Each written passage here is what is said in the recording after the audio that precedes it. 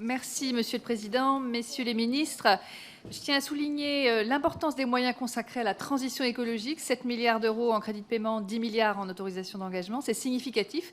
Mais nous vous redisons, Messieurs les ministres, notre attachement à une trajectoire budgétaire crédible face à la planification écologique présentée donc cette semaine. J'ai deux questions. Une question qui concerne les chambres de commerce et d'industrie et la baisse de la taxe affectée à hauteur de 25 millions prévue dans ce PLF.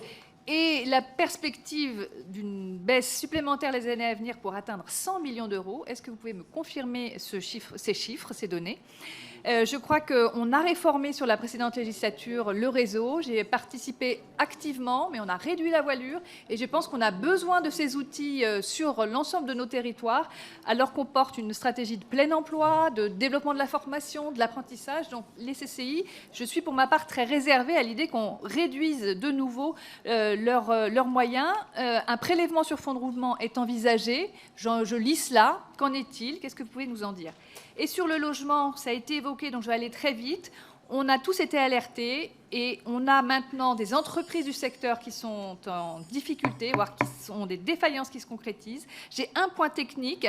Est-ce qu'il y a des mesures, d'éventuelles dispositions qui viseraient à encourager l'investissement locatif par des institutionnels de type SCPI dans le secteur du locatif intermédiaire? Puisqu'on a un sujet sur toute la filière, sur tout le parcours du logement, mais y compris sur l'intermédiaire. Cela Dupont, sur SCI, c'est un dossier que nous suivons ensemble avec plaisir depuis maintenant près de 7 ans. Moi, je constate que ce que nous avons engagé ensemble, c'est-à-dire le meilleur équilibre entre les économies demandées par l'État et la dynamique économique des CCI fonctionne.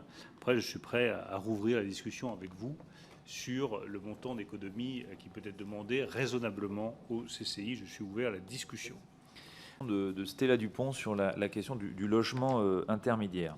On a transformé l'exonération de taxes foncières en créance d'IS pour le logement intermédiaire. Je crois que c'était en 22 ou en 23. Pour en bénéficier, il faut que la structure juridique soit uniquement des personnes morales.